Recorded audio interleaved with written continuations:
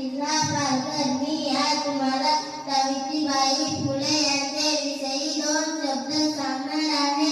ते तुम्ही शांत चित्ताने ऐकून घ्यावे.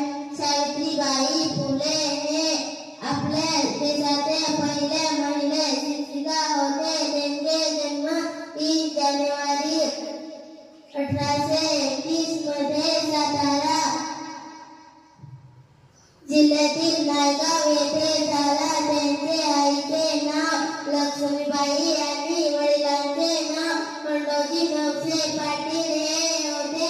सावित्रीबाई फुले अवघे 9 वर्षांचे असताना त्यांचे विवाह ज्योतिराव फुले यांच्याशी झाला.